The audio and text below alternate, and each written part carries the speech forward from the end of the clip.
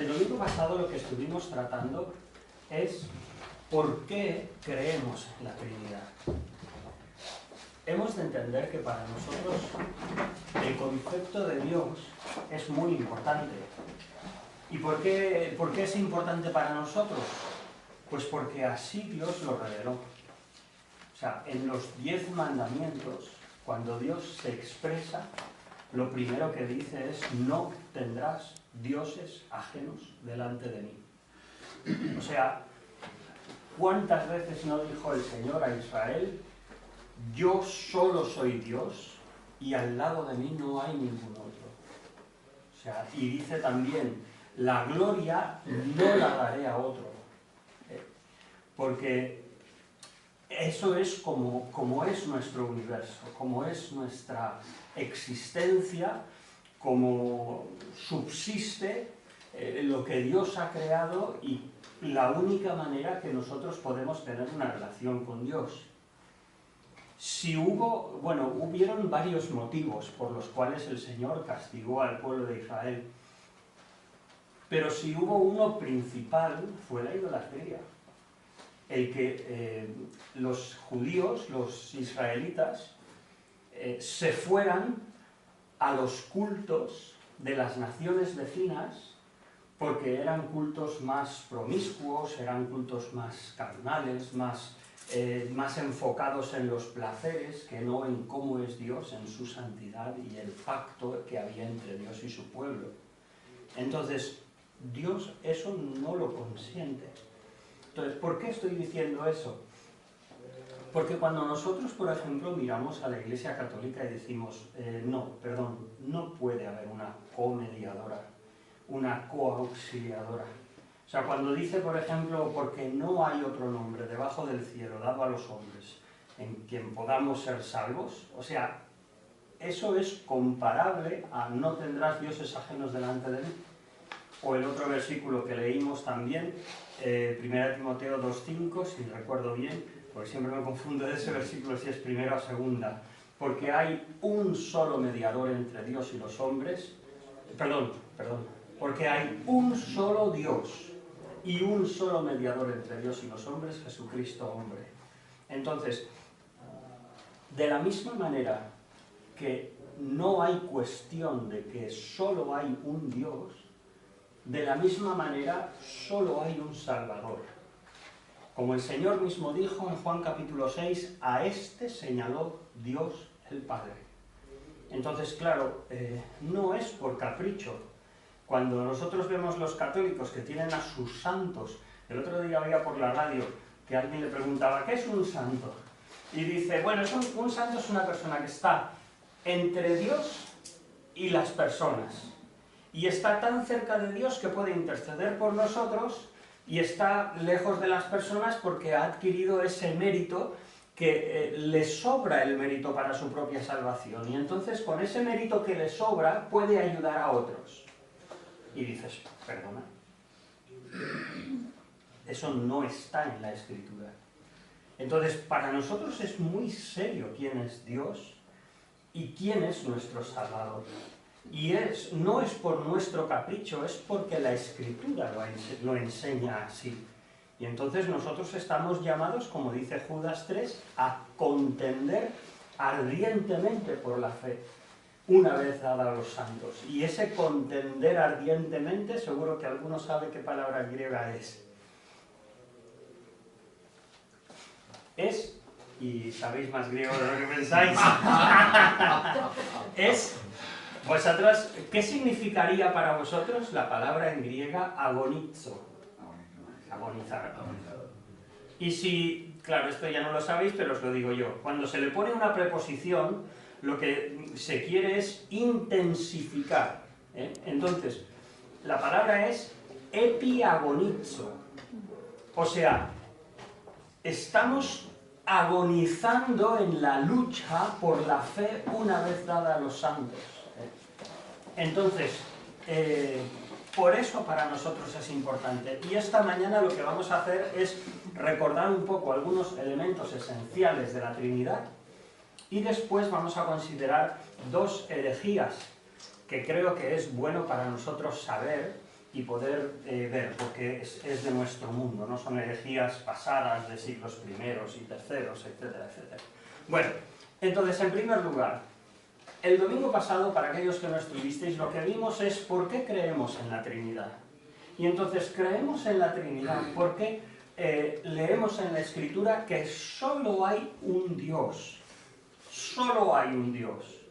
Sin embargo, en lo que es la expresión de la Escritura, la revelación de Dios y la manifestación de Jesucristo y de su obra, entonces vemos que creyentes piadosos y la misma Escritura trata a Jesús como Dios. Y entonces nosotros tenemos que intentar describir nuestra fe incluyendo esos elementos. Y entonces por eso decimos, bueno, si Jesús es Dios, el Espíritu Santo es Dios y es una persona, que no es una fuerza como la electricidad, como... No, es una persona. Si Cristo es Dios y el Padre, nadie discute que es Dios, entonces tenemos que pensar que hay una esencia común, solo hay una esencia de quién es Dios, pero ese Dios se ha manifestado en tres personas diferentes. Y la palabra persona desde siempre se ha dicho que es una palabra débil. ¿Por qué? Porque nos sugiere demasiado una persona humana. Y más que personas deberíamos hablar de personalidades.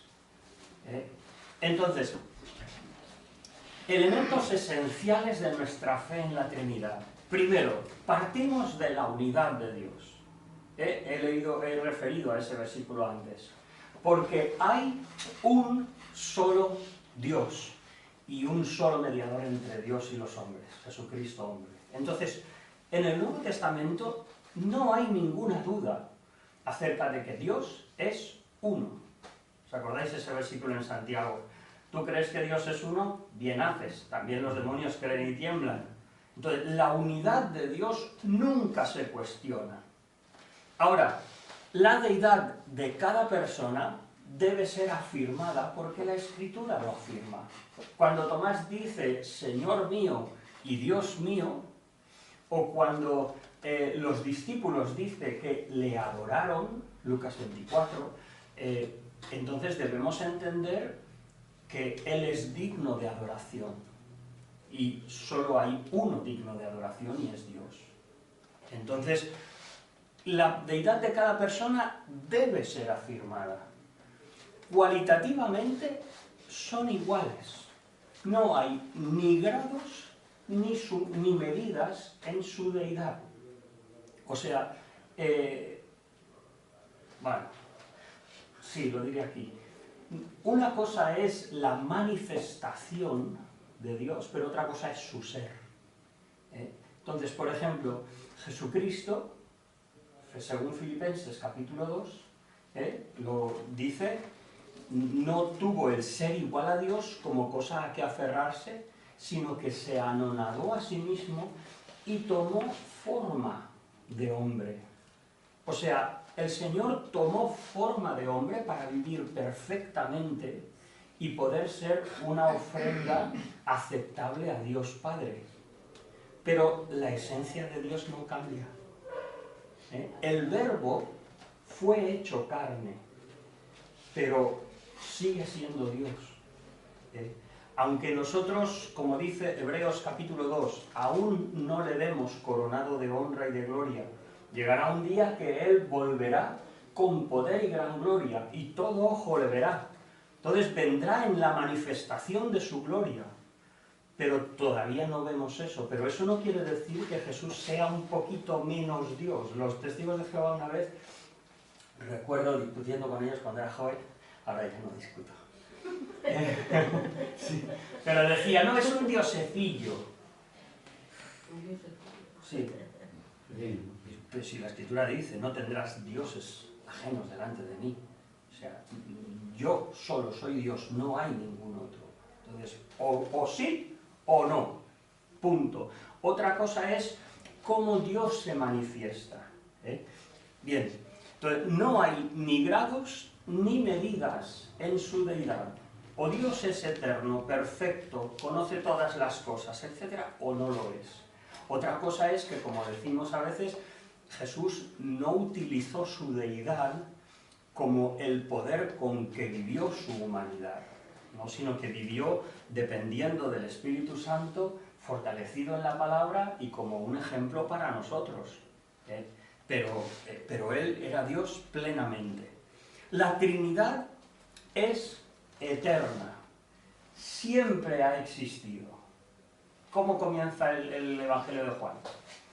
En el principio, fijaos esa frase, seguramente alguien nos lo habrá dicho muchas veces, pero dice, en el principio, o sea, Juan se ubica hipotéticamente en un punto antes de la creación, porque luego dice, todas las cosas por él fueron hechas y sin él nada de lo que es hecho fue hecho.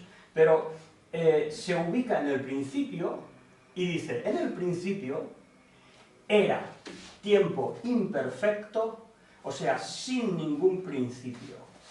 Era el verbo. Y el verbo era con Dios. O sea, existía esa colectividad en la deidad desde la eternidad. Eso es importante y es algo que en los primeros, digamos, 6, 7 siglos del cristianismo, cuando todo esto se estaba definiendo, porque claro, todo esto nosotros hoy lo discutimos así de fácil, pero hubieron siglos que creyentes discutían y discutían a ver qué era la verdad, y algunos salían con opiniones que luego eran condenadas, y otros desarrollaban opiniones que poco a poco se fueron consensuando. Nosotros lo tenemos muy fácil, ¿no? Pero bueno, eso, la Trinidad es eterna, siempre ha existido. Las primeras herejías intentaban decir como que Jesús era humano y en el bautismo recibió el Logos. Y dices, no es eso. Por eso se definió en el Concilio de Éfeso, en el siglo VII, de que no. María era, cuando Jesús estaba en el vientre de María, Jesús era Dios. No se convirtió en Dios, porque Dios es eterno. Y de ahí algunos, con los siglos, lo tomaron como que, María, Madre de Dios. Perdona, cuando eso se definió, lo que se estaba defendiendo no es María, sino era Jesús. Bien. Otra cuestión. La función de un miembro de la Trinidad puede estar por un tiempo subordinada a uno o a los dos otros miembros de la Trinidad, ¿no? Como decimos, cuando Jesús fue hecho hombre y caminó siempre en obediencia al Padre. Entonces, por eso, en Juan 14, el Señor Jesús diría, el Padre mayor es que yo, perdón, en Marcos, diría, el Padre mayor es que yo. ¿Por qué? Porque estaba en ese momento en obediencia y en subordinación al Padre. ¿Pero por qué? Para ser una ofrenda acepta a Él. Pero el Señor en Juan dice, el que me ha visto al Padre. Yo y el Padre, una cosa somos. Entonces, ¿cómo unir esas dos cosas? Yo entiendo que esa es la forma dada el resto de la revelación de la Escritura. Porque se le trata, hay unos 8 pasajes donde claramente se declara a Cristo como Dios. Y entonces, la forma de cómo entendemos ese otro aspecto es de que mientras estuvo en la carne el Señor dependió del Padre, estaba viviendo como humano. Él lo dice Filipenses, no tuvo el ser igual a Dios como cosa a que aferrarse, sino que se anonadó y se hizo en forma de siervo, tomando forma de siervo. ¿Vale? Entonces, son papeles temporales y no un cambio en estatus o en esencia. Vale, otra cosa. La Trinidad es incomprensible, bien dicho.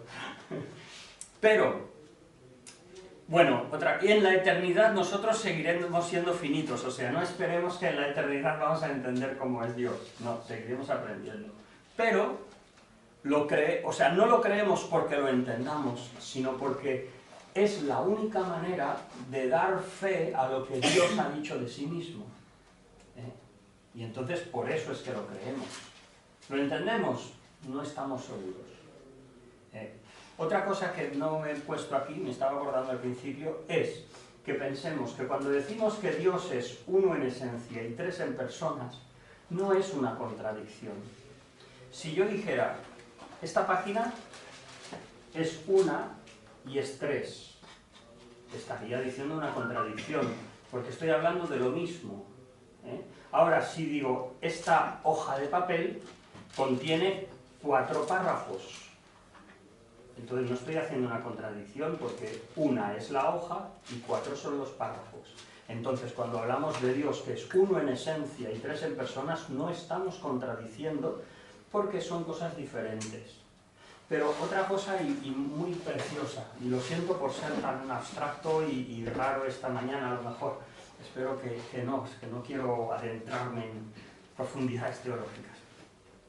Pero por ejemplo, la revelación de Dios a nosotros, ¿quién se ha revelado a nosotros? Jesucristo. ¿Quién se ha revelado a nosotros? Dios Padre a través de nuestro Hijo. El Espíritu Santo. El manifiesto. Estamos intentando, Dios se ha revelado a nosotros a través del Padre, que envió a su Hijo, que reveló su carácter en la creación, a través del Hijo, que a Dios nadie lo ha visto jamás, pero el Hijo que está en el seno del Padre, Él le ha dado a conocer, Juan 1,18, y el Espíritu Santo, que conoce las cosas profundas de Dios, nos lo ha revelado a nosotros. Y tenemos la mente de Cristo, 1 Corintios, capítulo 2, 14 en adelante. Entonces, ¿quién nos ha llamado? ¿Quién nos ha salvado? ¿Quién nos ha... Dios? O sea, en su conjunto, en su colectividad, Dios nos ha revelado. Cada uno ha hecho su parte. Quizás una pequeña cosa os diré, tenemos tiempo, antes de entrar en las herejías. Una cosa más os diré, para que no os suene extraño. Y esto puede ser lioso, lo siento, pero hoy tenemos un poco gimnasia mental, porque trabajamos con conceptos que solo podemos decirlos porque lo dice la Escritura, pero difícilmente podemos comprender. Pero bueno, una de las cosas que leemos en la Escritura es que la Trinidad no es una relación estática, estéril, pasiva, sino que es una comunión. Cuando dice que en el principio era el verbo y el verbo era con Dios, está hablando de una comunión. Cuando el Señor Jesús en Juan 17 dice ahora pues Padre, glorifícame tú al lado tuyo con aquella gloria que tuve contigo antes que el mundo fuese. O sea, está hablando de una relación y de una comunión que existía antes de la creación. Entonces, cuando hablamos de, o por ejemplo, fijaos, abrid por favor conmigo en Juan capítulo 17 y disfrutar de esta realidad de que nuestra comunión con Dios no es, eso lo sabéis vosotros, ¿no? Nuestra comunión no es como los budistas. ¿Cómo es? ¿Qué le pasó a Buda? ¿Alguien sabe? ¿Alguien recuerda de vuestro tiempo de bachillerato? Buda estaba debajo de un árbol buscando el sumum bonum, y entonces, o sea, el mejor bien de todas las cosas, y de repente se le apareció el nirvana, y entonces él ¿cómo es? Ni de esto ni padece, ni sufre ni padece, ni desea, ni nada. Es un estado zen, de vaciarse, de no moverse.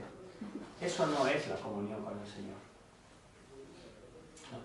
La comunión con el Señor es una relación de amor, es una relación de movimiento, donde Dios se da a conocer a nosotros, nos habla, se revela a sí mismo a nosotros, nos ayuda. Fijaos, dice 17:11, la segunda parte. Padre Santo, a los que me has dado, guárdalos en tu nombre para que sean uno, así como nosotros. Cuando nosotros somos uno, ¿cómo es? ¿Cuándo experimentáis vosotros la comunión del cuerpo de Cristo? Esta unidad que pone aquí. ¿Cuándo? Estamos adorando juntos. Por ejemplo, cuando estamos abajo en la iglesia y estamos cantando juntos, o estamos escuchando a alguien que lee un pasaje, o estamos celebrando la cena del Señor, es a través de algo que hacemos. No es por estar todos abajo así medio en trance. No, es cuando hacemos algo y disfrutamos de eso que estamos haciendo, porque es una comunión activa con Dios, no es pasiva, no es estática, no es como pintan los cuadros algunos santos de esos siglos pasados. Entonces dice, para que sean uno, así como nosotros. Cuando estaba con ellos en el mundo, yo los guardaba en tu nombre. A los que me diste, yo los guardé. Ninguno de ellos se perdió, sino el hijo de perdición. Ahora vuelvo a ti y hablo esto en el mundo para que tengan mi gozo completos en sí mismos. Todo esto habla. Y luego dice, vuelve a decir, versículo, 21, para que, hablando de no solamente esto, sino los que han de creer, para que todos sean uno como tú, Padre, en mí, y yo en ti, para que todos sean uno en nosotros, para que el mundo crea que tú me enviaste. Entonces, entendiendo que existe esta relación en Dios, se dice que el Padre eternamente engendra al Hijo. El Padre eternamente engendra al Hijo. Es una relación de identificación, una relación de padre a hijo, eternamente.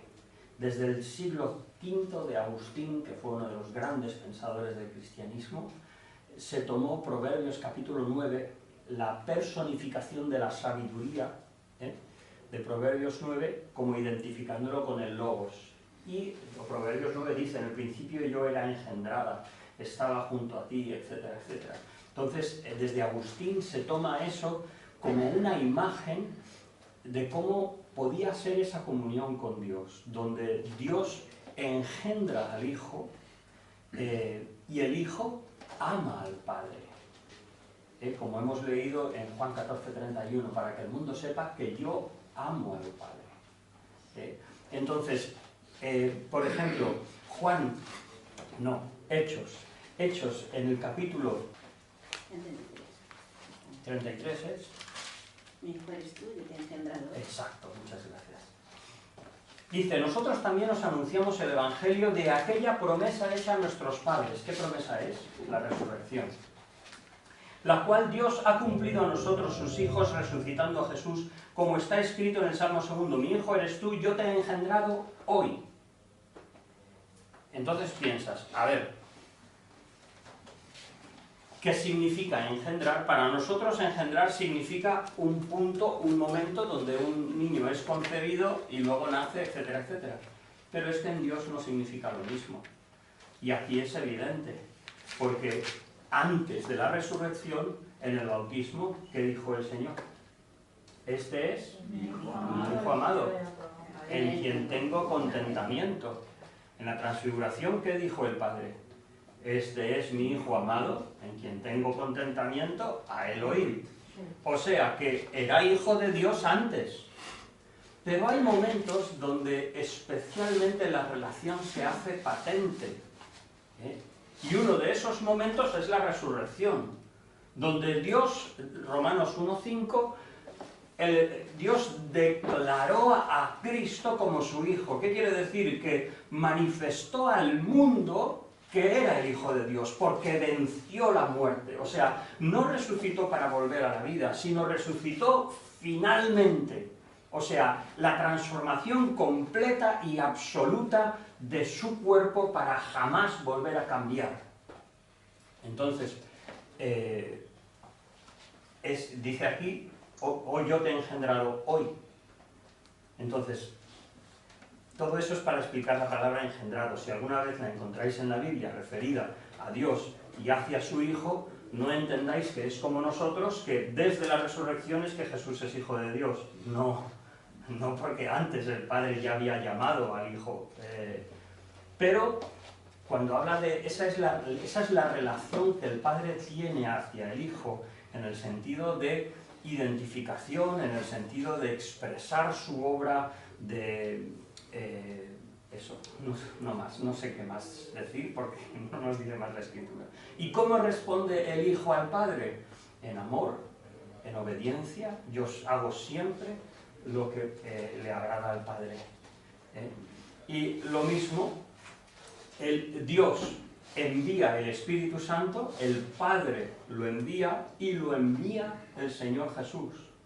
¿Y qué relación tiene el Espíritu Santo al Padre, al Hijo? Dice el Señor Jesús, Él me glorificará porque tomará de lo mío y os lo hará saber. Entonces, existe esa relación, pero bueno, os quería explicar eso por engendrar, porque alguien se puede tropezar con esa palabra y decir, ¿vale? Bien, entonces, seguimos a las herejías. Primero, los adventistas. Los adventistas nacen con Elena G. White, una profetisa que, bueno, dijo que Dios le había revelado cosas y entonces dejaron la Biblia a un lado para dominar a la Biblia por sus escritos. Hubieron otros profetas, Jaime White, 1848, Uriah Smith, Wagner. Ellos defendieron que el concepto trinitario no era bíblico y era contrario al sentido común, que era, decían, de origen pagano. Bueno, esto es... bueno. Pero en principios fundamentales, 1872, unos más o menos veintitantos años después, 24, hablan, ya no hablan con esta oposición, sino que hablan simplemente de Dios Padre, del Señor Jesucristo, pero nada de una Trinidad. Pero es en el libro El deseado de todas las naciones, en 1898, que aceptan la enseñanza de la Trinidad. ¿Por qué digo esto? Porque vosotros sabéis que en la Ferede están los adventistas. Los adventistas están en la Ferede no porque sean evangélicos, tengámoslo claro. Los adventistas están en la Ferede porque cuando la Ferede se constituyó, la Ferede es una federación que es, digamos, heredera de Comisión por la Defensa del Evangelio, que en los años de dictadura de Franco, una serie de hermanos, según la medida que pudieron, y principalmente a partir de 1960, intentaron defender una libertad religiosa para los evangélicos. Entonces, llegó un momento que se constituye Ferede, después de la Ley de Libertad Religiosa en 1980, en el 78 votamos el referéndum, ¿os acordáis? Bueno, no sé quién votó. Yo no voté, yo solo lo vi, pero tú votaste. Bueno, entonces se votó la Constitución y en el 78. En el 80, por fin, en España sale la Ley de Libertad Religiosa. Y no fue hasta 1992 cuando lo que ya se constituyó como Ferede estableció unos acuerdos de cooperación con el Estado. Ferede es el interlocutor de todo lo evangélico, pentecostales, bautistas, hermanos, presbiterianos, reformados, metodistas, etcétera, etcétera, etcétera, etcétera, ante el gobierno. El gobierno dijo, ustedes pónganse de acuerdo, quiero hablar con una persona, no quiero hablar con miles de pastores. Y entonces por eso se constituye Ferede. Pero cuando se constituye Ferede para ser interlocutor con el Estado, hubo algunas denominaciones que decían, no, o sea, nosotros no solo defendemos nuestra libertad religiosa, sino defendemos la libertad religiosa para nuestra sociedad. Y entonces los adventistas dijeron, mira, ¿por qué no nos dejáis entrar con vosotros en estos acuerdos del Estado? Y entonces Ferede dijo que sí. Posteriormente, incluso han habido algunas denominaciones que por defender la libertad religiosa han pensado en sí incluir a los testigos de Jehová, que para nosotros hubiera sido Pero entendamos, Ferede no es una comunión espiritual de iglesias, es un vínculo legal y burocrático ante el Estado. Ferede es quien nos da el estatus legal. Ferede es quien ha conseguido que el pastor hoy día pueda firmar un certificado de matrimonio, o podamos presentarnos a un hospital o a una cárcel como ministros de culto, eso es Ferede. Ferede no es una comunión de iglesias, ¿vale? Muy importante recordarlo. Vale, entonces, bueno, esto es en cuanto a los adventistas. Es bueno que lo sepáis y es bueno que sepáis también por qué los adventistas están dentro de Ferede. Entonces, claro, como ya los adventistas, digamos, se han vuelto un poco más evangélicos, pues entonces por eso no tuvieron problema, pero no son evangélicos. Bien. Hay otra herejía que también nos topamos de vez en cuando, y son los unitarios, los que se llaman de solo Jesús, el nombre de Jesús, en el nombre de Jesús. Entonces, va. 1913, he de recordaros, el movimiento pentecostal de santidad data de finales del siglo XIX. ¿Vale? El pensar que Dios podía sanar a alguien, el buscar una vida más profunda. La denominación pentecostal de santidad se caracterizaba por ser muy estrictos en sus códigos de vestido, de música, de culto. Ese era su carácter. Eran muy evangelistas y algunos se tomaban como herederos de la tradición o del énfasis de Juan Wesley, porque Juan Wesley daba un énfasis grande a la experiencia de la salvación. Ahora, el movimiento carismático que hoy conocemos viene de 1906, California, calle Azusa, donde se reunieron una serie de personas y dijeron, nos vamos a encerrar, después de varios intentos, reuniones, tal y cual, nos vamos a encerrar y no vamos a salir de aquí hasta que no experimentemos Hechos 2. Y entonces allí estuvieron pues cantando, orando, clamando, todas esas cosas, hasta que tuvieron esa experiencia. Entonces, en ese mismo momento, o a principios del siglo XX, hubieron otros puntos en Estados Unidos, en Inglaterra, donde buscaban igualmente una experiencia más profunda. Hemos de entender que también es verdad que algunas denominaciones históricas como presbiterianos, metodistas, etcétera, etcétera, la frialdad era patente en esos años. Había lo que es el liberalismo también, el decir que Cristo era solamente un hombre, que los milagros solamente era una visión mítica de cosas ordinarias que no podían explicar, en fin, todo eso. Pero bueno, en medio del principio, la ebullición de ese movimiento carismático, deciros, por ejemplo, que ellos realmente pensaban que Dios les había dado un don de lenguas para hablar en otras lenguas. Y enviaron misioneros a China y a Asia, a otros lugares, pensando que Dios les iba a dar el don de lenguas. Y tuvieron que volver. El 12 signos. Pero bueno, en medio de todo eso, resulta que sale este tal Juan Shepe en un campamento que recibe una revelación sobre el poder bajo la fórmula en el nombre de Jesús. Tristemente esto se populariza y se oye a veces. En el nombre de Jesús, Ojo. En ese mismo campamento llegan a la conclusión de que el bautismo tiene que ser solamente en el nombre de Jesús. Entonces la Iglesia Pentecostal Unida de Estados Unidos sigue esta perspectiva. La Iglesia Voz en el Desierto de Chile, Tabernáculo de Elías, otras denominaciones pentecostales que no se identifican con nadie. Bien, William Marion Branham, pastor bautista que empieza a recibir revelaciones de misterios que estaban escondidos a través de los siglos en la Biblia. ¿Qué dice Segunda de Pedro acerca de la profecía?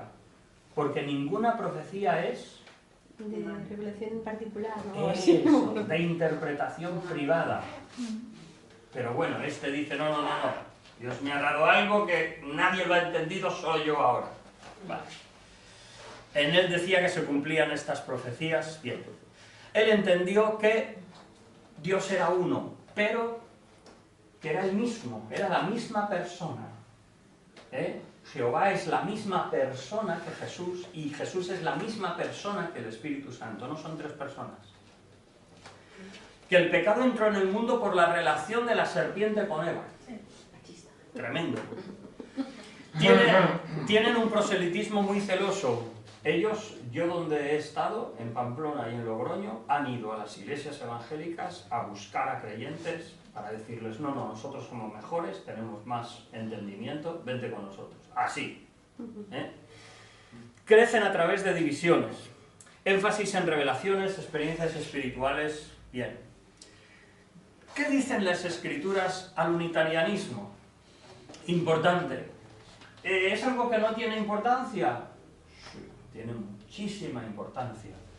Primero, Dios tiene un hijo. O sea, este es mi hijo amado.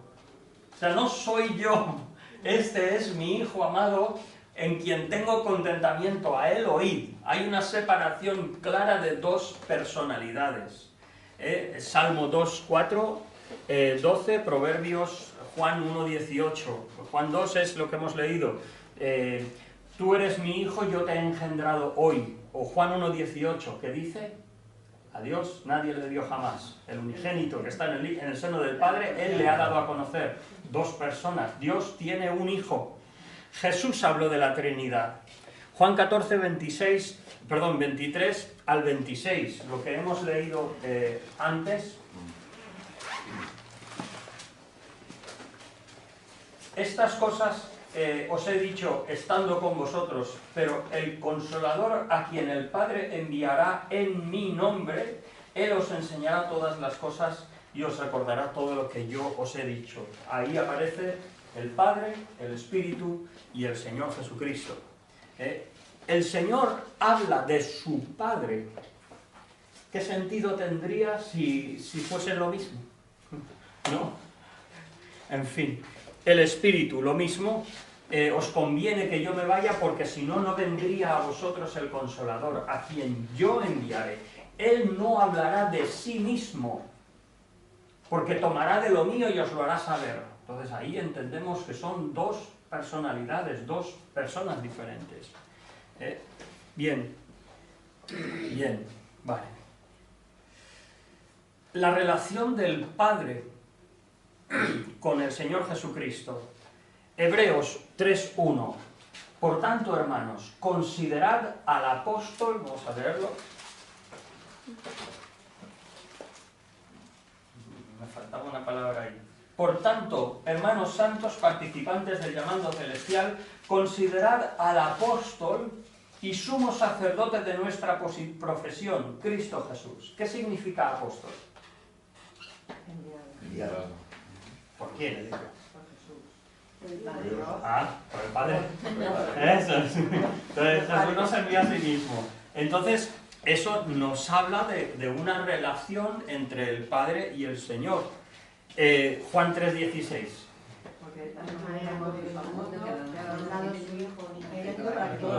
Eso. Entonces el Padre ha dado al Hijo. El Padre ha dado al Hijo. Bueno, la entrega del juicio al Hijo. El Padre, como dijo el Señor Jesús a los fariseos, ha dado todo el juicio al Hijo. ¿Qué quiere decir? Que el Padre, a la hora de juzgar, lo ha puesto todo en las manos del Hijo. Hombre perfecto, que ejecutó nuestra salvación y en el nombre de quien se llama a todos los hombres al arrepentimiento. O sea, el que no quiera recibir ese testimonio se las verá con Jesús mismo.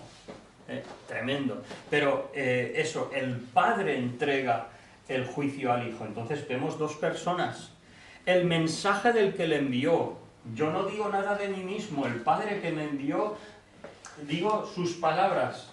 También Juan capítulo 17. Las palabras que me diste les he dado. Bien. Amor entre los dos. El Padre ama al Hijo, el Hijo al Padre. Jesús intercede ante el Padre. ¿Qué sentido tendría la intercesión si está orando consigo mismo? ¿No? Manifestaciones simultáneas. La encarnación, cuando el Señor es engendrado en el vientre de María por obra del Espíritu Santo.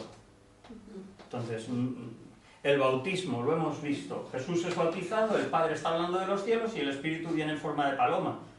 O sea, hay una diferencia entre ellos. Y bien, se distingue la Trinidad. Entonces, otra cosa muy importante, y con esto terminamos, números 10. El bautismo en nombre de Jesús. Bueno, ya que vamos a comenzar con Jesús el próximo día, empezaremos con esto, porque quiero presentaros como no es bíblico.